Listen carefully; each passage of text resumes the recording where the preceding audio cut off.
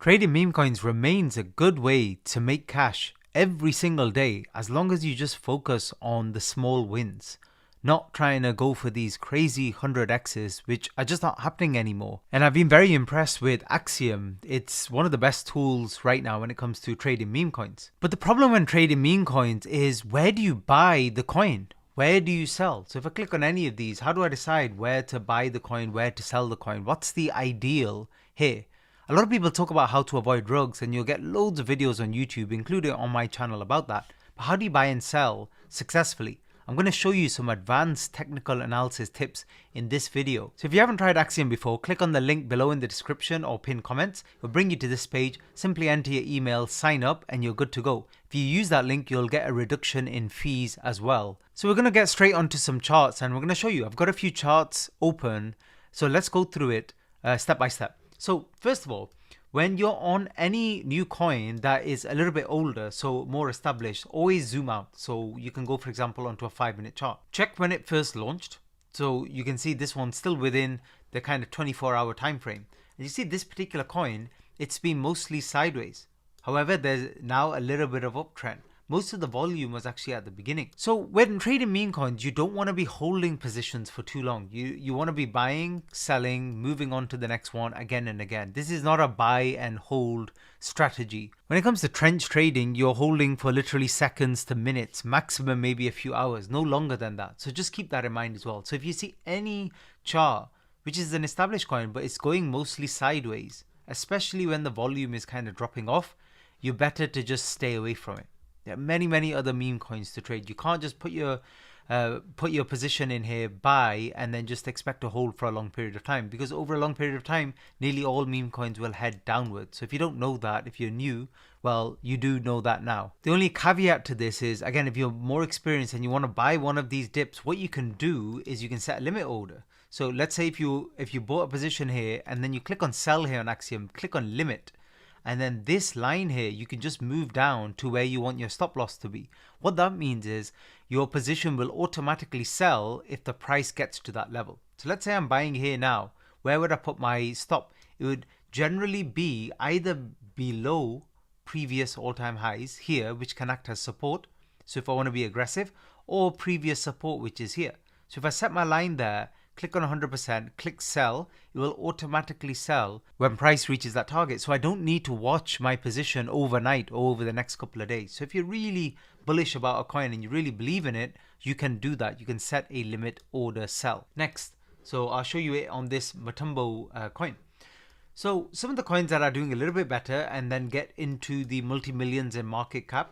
At the moment, like I said, we're not discussing how amazing a meme coin is or how much potential it has in terms of virality and stuff like that. We're just talking about TA alone.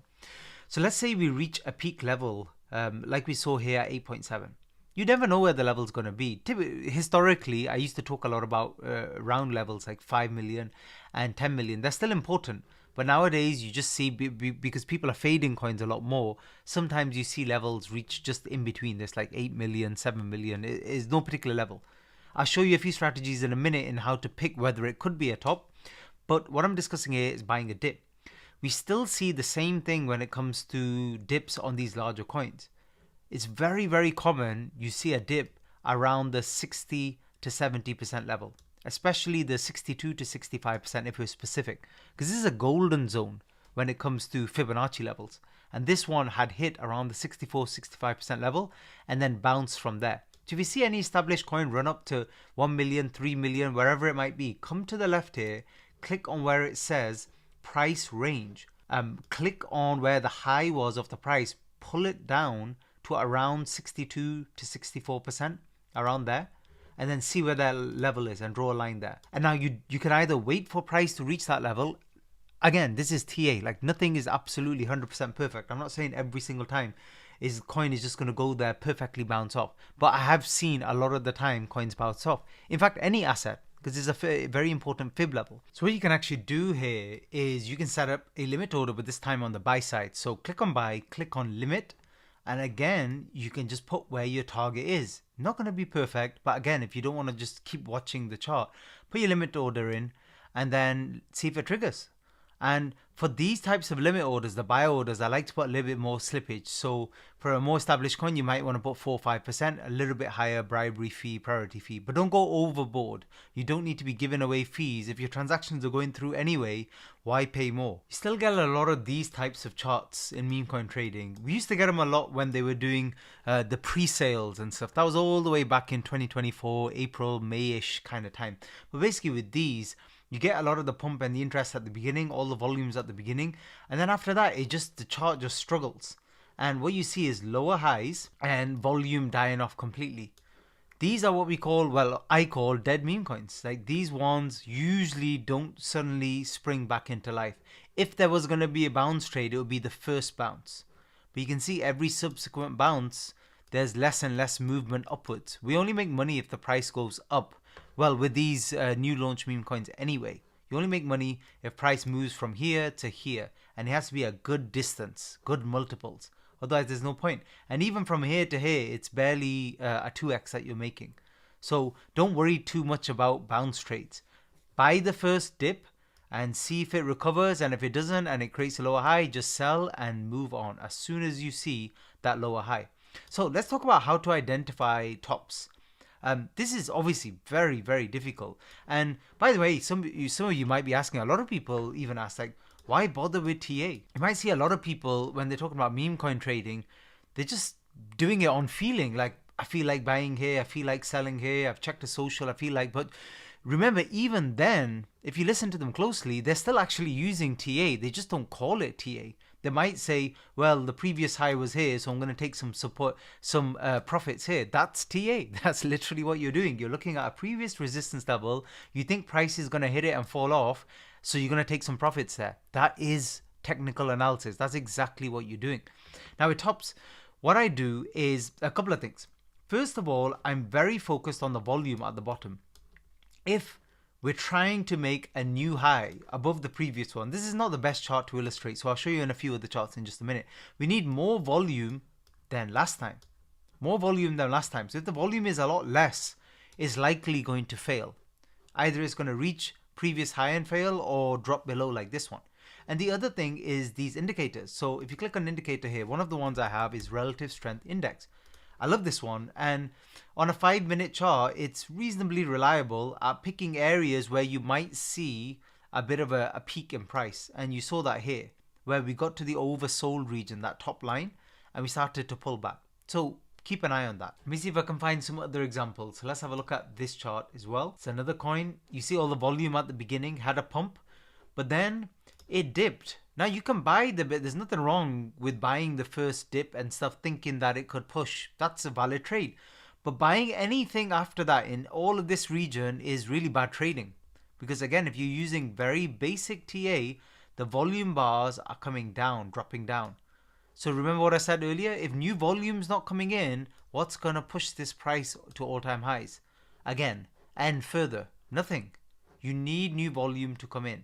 That's why the volume indicator at the bottom, those bars, again, if you don't know how to find them, you just type in volume here and click on this top one here. That's how you identify whether a chart is still going and still has some potential. Again, there's always the exceptions to the rule. So 1 in 1,000 coins maybe will be completely dead like this, and then suddenly there'll be some retweet or mention on Twitter and suddenly it'll pump. But those ones you were never going to predict and stuff anyway, so don't worry about that. That's okay. You did the right thing not to randomly FOMO into a coin like this that literally has no volume or dropping, dying volume, and it's not going to do anything. It's another example of a slightly older coin. It's, I think, over 12 hours old now. But another example of once a coin is moving, it's got decent volume coming in, but it's kind of sideways like this and range bound.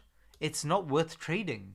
And you have to be careful with some of these coins as well that kind of maintain some momentum. Price never really pumps, never really drops, because these could be farmed coins. So these could be literally coins where people are holding a decent amount of supply, and every time we get a little pump, they're just selling. And all these dev buy signals here are almost there to kind of lure you in to buying into the coin that never ever pumps. It just goes sideways. So it never looks dumpy either. It's just somebody might be slowly selling that coin in larger quantities overall. So be very careful with that. Remember, if it's going sideways, you're not going to make any money anyway, so why bother? So in this video, we're really focusing on entry and exit points, but also don't forget you've got a summary of important information underneath the coin. And this is really useful. So Axiom will show you top 10 holders, which again, you always want under kind of 30%, ideally under 20% actually. Dev sell, dev buy, doesn't really matter anymore too much. Snipers, don't need to worry about. Insider holding and bundled holding, you do need to make sure they're definitely below 15 to 20%, ideally even below 10%, because those are obviously red flags if those are very, very high. Now, obviously, I've got my filters set, so it's showing them lower, so you can play around with the filters. So for my filters, if I click on this, you can see you've got new pairs, final stretch, migrated. So if you click on the migrated one, I've got here maximum insiders 35, bundle 25. Again, I'm always playing around with these, but basically pro traders 40 to make sure it's just not a fully botted coin. CA ends in pump, so I want a pump coin. I've clicked on pump there too. Metrics, market cap ideally over 80. If it's getting like 30, 40k after migration and dropping back, it's probably a dead coin anyway. So I put some basic filters here, don't want to overdo it. And then you can open these in a new tab. Any of these, just right click on them and then see if it's something that's worth trading. Again, remember what I've said about the volume pump here. That looks like a pretty dead coin. You've got the summary information here in the bottom right anyway that you can keep an eye on. The socials, you'll get a quick summary here. Either it's a Twitter post or it has its own Twitter profile, which you can check here too. Very, very easy to check if it's a kind of repeated coin. One of the easiest ways is still just to search for it. So if you search for OM, for example, you can see a lot of other OM coins because of everything that's going on today with that particular well-known altcoin. And here what you want to do is you want to pick the one that's got the most volume. So this one at the top has the most volume. So that is you could call that the OG coin. So that's the one you'd want to click on if you were trading it. Now, a quick word on Dex Screener, because here you can pick up on some of the older coins. But what's changed here is when you're doing filters and you click on the actual DEX, you want to make sure you include pump swap, because a lot of the big pump fund coins now you will use pump swap anyway. So you can still select Raydium or deselect it. Raydium doesn't matter as much now, obviously. Click on save there. I put minimum liquidity 80,000, market cap 300. Reduce that actually. You can reduce that right down to like 150 just to pick up anything that might be dipping. And pair age, I put maximum 40 hours. Why am I doing this? Well, these filters are just show me in the last couple of days like anything that's becoming maybe a more established coin potentially. And then obviously you got Matumbo, which we were looking at before, and a few other coins. And with any of these, again, you can look at the chart here, or you can copy and paste the contract and go on to Axiom if you want to set up some trades. Things haven't really changed. The volume's picked up a little bit, but you still have to be careful. You have to assume everything's still getting faded down. So very, very short-term trades. After they failed a bounce and failed to make another all-time high, so if they've broken, so that's the stair pattern that you're looking for. As soon as they've broken that and they break back down, you should be walking away from the coin. More often than not, you should be walking away from the coin in that particular situation because it's likely going to fade. There is one other indicator you can consider using, and I'm going to show you that. Matumbo is a good example, so I'll show you that on this one as well. Again, it's when it comes to identifying tops. Now, it's a little bit more advanced in terms of using it and learning how to use it, but it's a great thing to learn. Like if you want to, a lot of you will be trading some sort of crypto over the coming years, so it's a great time to learn this stuff now, especially with easier kind of meme coin charts, new launched charts. So we've talked about RSI already. You can see that peak there. You can see we're in oversold territory. Same here. Now, you don't always see this with meme coins because it's very short term, but on these more established ones on a 5-minute chart, you can see it.